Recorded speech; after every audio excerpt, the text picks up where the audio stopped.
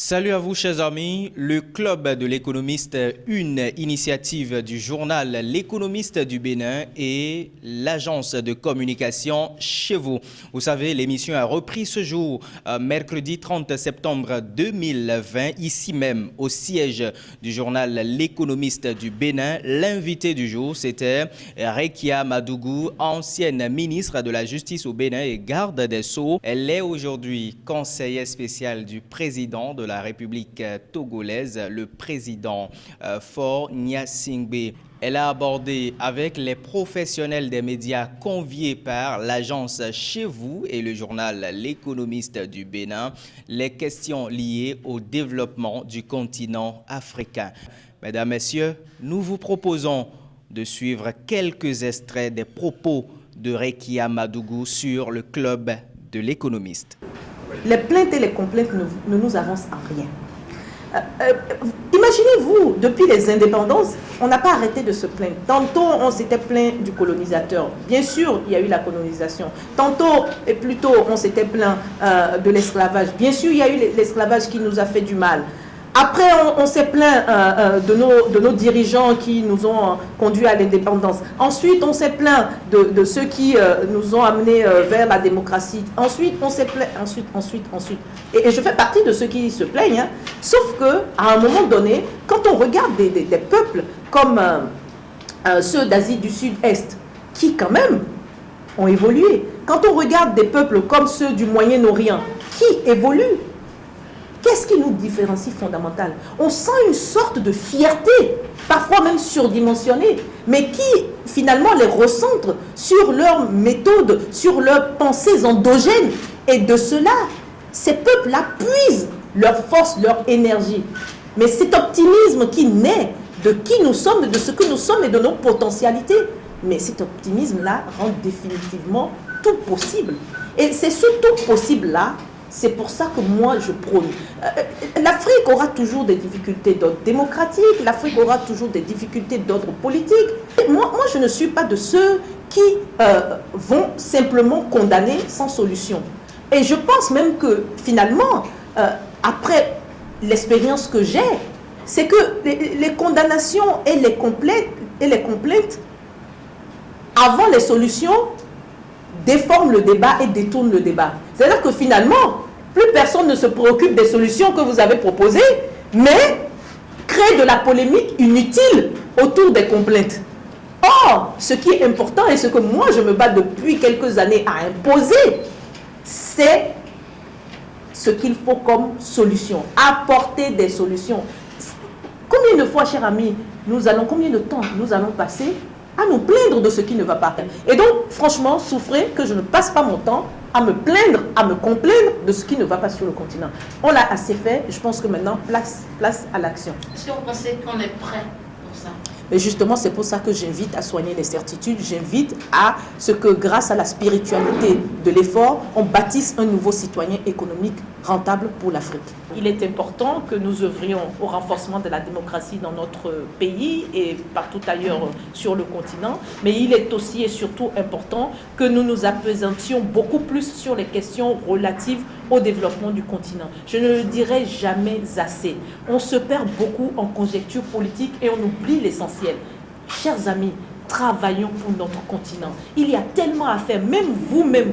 Vous êtes des entrepreneurs sociaux, vous êtes des entrepreneurs communautaires, vous ne savez pas. Vous êtes aussi des leaders dans vos milieux. Contribuez à l'apaisement, contribuez à la saine émulation politique, certes, mais surtout économique.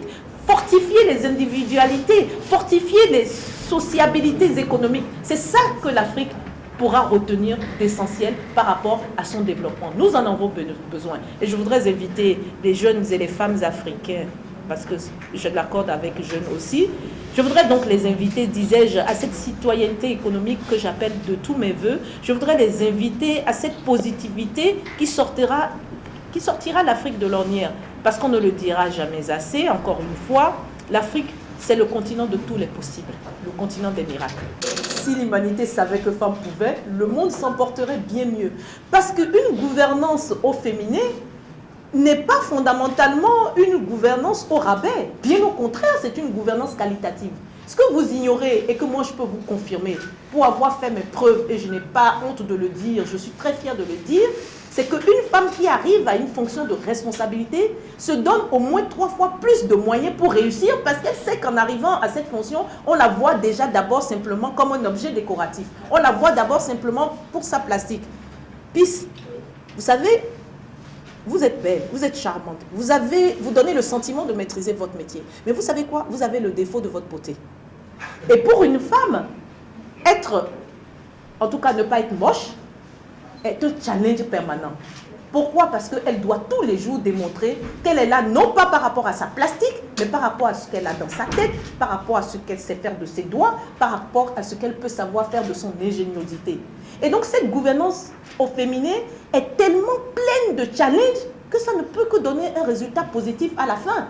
Parce que quand vous êtes un responsable, que vous vous retrouvez à un poste de leadership, tellement vous savez que vous avez besoin de résultats, et comme vous êtes tellement challengé parce que vous êtes de surcroît une femme, forcément vous donnez le meilleur de vous-même et vous irradiez la place. Et partout où vous passez, le poste de responsabilité auquel dont vous vous occupez, ben ce poste-là, on ne vous oubliera jamais parce que vous laisserez une trace indélébile. Et donc, faisons confiance à la femme. Et c'est pour ça qu'on a beau tout dire, moi je le dis très clairement, j'ai de l'admiration pour le président du Gabon, le président Ali Bongo. J'ai également du respect pour le président Faure Gnassingbé parce que ces deux hommes-là ont fait récemment confiance à des femmes pour être Premier ministre.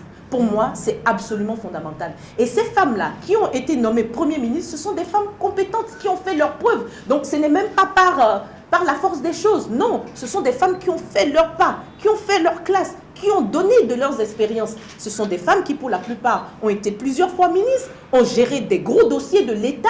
Et donc, pourquoi ne devraient-elles pas avoir droit à diriger leur pays? Est-ce que vous savez aujourd'hui qu'un produit qui quitte la Chine arrive en Afrique, revient moins cher qu'un produit similaire produit sur le continent?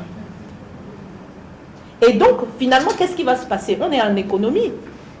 Le bien, s'il revient plus cher, comment voulez-vous qu'il puisse être accessible à un plus grand nombre? Et donc, en vérité, en voulant aller vers la ZLECA, il y a aussi des challenges auxquels il faut penser en amont. Il y a par exemple les questions de normes et de certification qu'il faut aussi résoudre pour nos produits, ceux qui seront donc fabriqués sur le continent, pour que ces produits-là soient exportables. Ne serait-ce même qu'entre deux pays africains. Si par exemple le Bénin veut produire des biens agroalimentaires envers le Maroc ou autre, mais il y a des besoins de normes à remplir. Donc ce n'est pas parce que c'est sur le continent que nous n'allons pas faire face à des exigences. Mais tout cela se prépare.